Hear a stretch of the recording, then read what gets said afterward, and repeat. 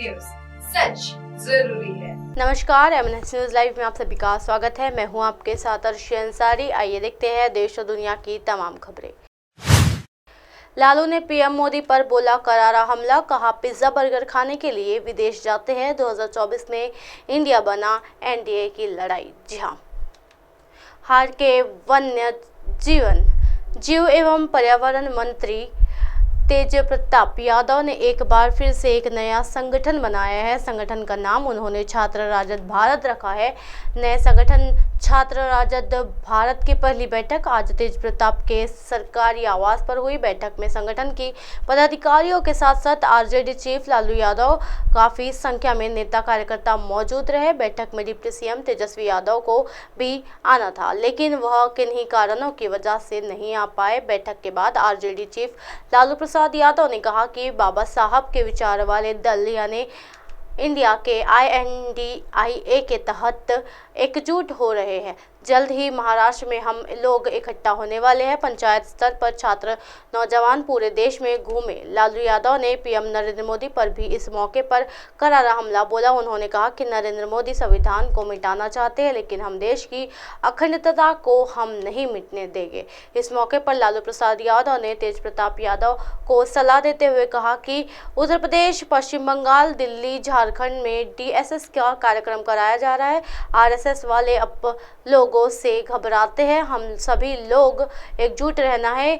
किसी भी प्रकार का कोई भ्रम पार्टी में ना फैले। महंगाई को लेकर बोला पीएम पर हमला। जी हाँ, लालू ने आगे कहा कि बिहार में सूखा पड़ गया है, किसानों को खेती करने में परेशानी हो रही है। बिहार सरकार द्वारा किसानों के लिए राहत का ऐलान किया गया है। उन्होंने सब्जियों की महंगाई को लेकर पीएम मोदी पर हमला बोला है। लालू यादव ने कहा कि आज देश में भिंडी 80 रुपये किलो, टमाटर 300 रुपये किलो बिक रहा है। नरेंद्र मोदी जी विदेश घूम रहे हैं क्योंकि कहा ठहरना है वो देख रहे हैं। वहाँ पिज्ज़ा, मोमोज, बर्गर खाएंगे। पंचायत स्तर पर बाबा साहब के विचारों को पहुंचाया गया। लालू यादव ने आगे कहा कि पंचायत स्तर पर बाबा साहब के विचारों को पहुंचाया गया, अब बूथ स्तर तक पहुंचाएंगे। युवाओं को ही देश को बचाना है। देश के युवाओं को आज़ादी की लड़ाई की तरह ही एक बार फिर से लड़ाई लड़नी है। उन्होंने आगे कहा कि लोग जेल के अंदर जाते हैं, बाहर आते हैं, जेल जाने की परवाह नहीं करते। देश के आन बान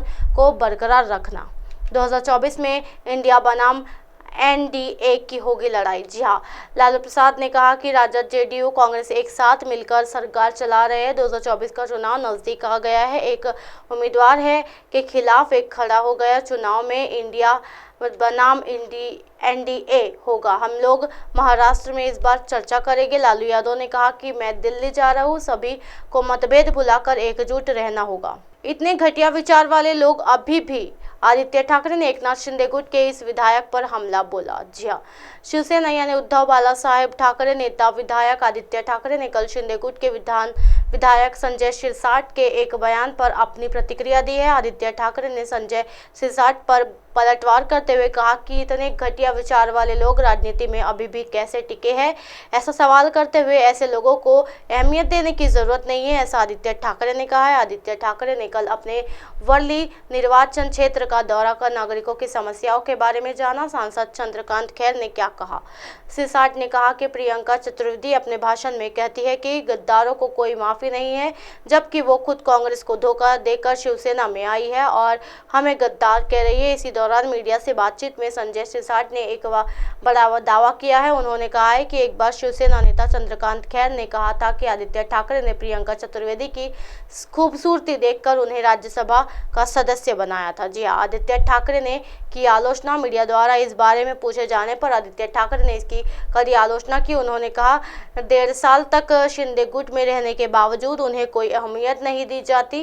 कैबिनेट विस्तार में मैं भी उन्हें कुछ नहीं मिला। ऐसा लोग अहमियत देकर बड़ा करने की जरूरत नहीं है, जनता ही उन्हें उनकी जगह दिखाएगी। उन्हें आगे कहा। आदित्य ठाकरे से मीडिया ने मुंबई मनपा में पालक मंत्री मंगल प्रभात लोढ़ा के कार्यक्रम के बारे में पूछा तो उन्होंने कहा मैं फुटपाथ पर घुसपैठ देखी थी। आदित्य ठाकरे ने चेतावनी देते हुए कहा कि लेकिन ये पहली बार है जब मैंने मनपा में किसी बिल्डर की घुसपैठ देखी। मनपा के अधिकारी वर्तमान में जो गंदगी और भ्रष्टाचार कर रहे हैं, हमारी सरकार आने के बाद उन्हें उसकी कीमत चुकानी पड़ेगी।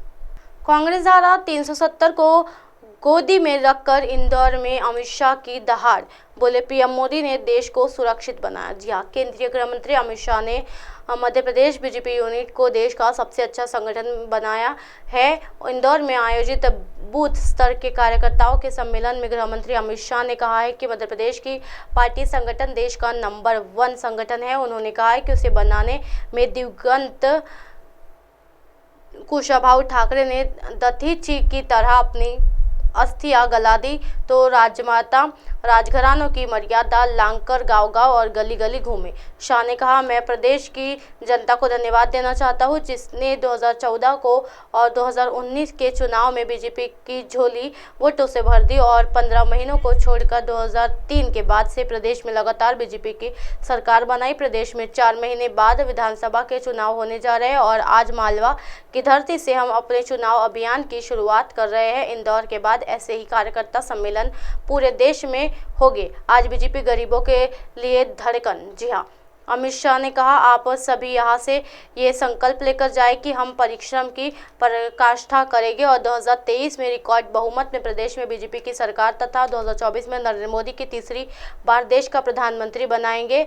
2019 के लोकसभा चुनाव में 1 सीट कम रह गई थी, लेकिन इस बार पूरी 29 सीट पर कमल खिलाएंगे। उन्होंने कहा कि देश में 70 सालों तक कांग्रेस की सरकारें रही, लेकिन गरीबों के लिए कोई काम नहीं किया गया। बीजेपी की सरकार आने के बाद गरीबों के लिए जो काम हुए हैं, उसी कारण आज बीजेपी गरीबों के दिलों की धड़कन और प्रधानमंत्री मोदी गरीबों के मसीहा बन गए हैं। मध्य प्रदेश में जब कमलनाथ की सरकार थी तो उस सरकार ने किसान सम्मेलन निधि योजना के लिए पात्र किसानों के नाम नहीं भेजे। फिर शिवराज की सरकार बनी और 10 दिनों में पात्र किसानों की सूची पहुंचा दी गई। नरेंद्र मोदी ने देश को सुरक्षित बनाया है। शाह ने कहा कि आज प्रदेश के 91.90 लाख किसानों को किसान सम्मान निधि मिल रही है। 60.22 लाख घरों में नल कनेक्शन दिए हैं। 3.6 करोड़ गरीबों को 5 लाख तक का इलाज मुफ्त मिल रहा है। 80 लाख घरों में शौचालय बनाए गए हैं। 1.2 करोड़ परिवारों के लिए प्रति व्यक्ति प्रति माह 5 किलो अनाज नरेंद्र मोदी की सरकार दे रही है और शिवराज की सरकार उसे घर तक पहुंचा रही है। 11 लाख बहनों को उज्ज्वला योजना के गैस कनेक्शन मिले। शाह ने कहा कि 53 लाख प्रधानमंत्री आवास के लिए 2.25 लाख करोड़ रुपए हितग्राही के खातों में पहुंचाए गए हैं। प्रधानमंत्री नरेंद्र मोदी की सरकार ने 9 सालों में दुनिया में भारत का झंडा बुलंद किया है। प्रधानमंत्री जहां जाते हैं वहां मोदी मोदी के नारे लगते हैं। ये नारे नरेंद्र मोदी के लिए नहीं बल्कि मालवा की धरती, मध्य प्रदेश और भारत के लिए लगते हैं। नरेंद्र मोदी ने देश को सुरक्षित बनाया है। इसी तरह की दिन भर की तमाम बड़ी खबरों से फिर कराएगी आपको रूबरू। तब तक देखते रहिए एमएनएस न्यूज नेटवर्क। मेरे साथ यानी अर्शी अंसारी के साथ नमस्कार।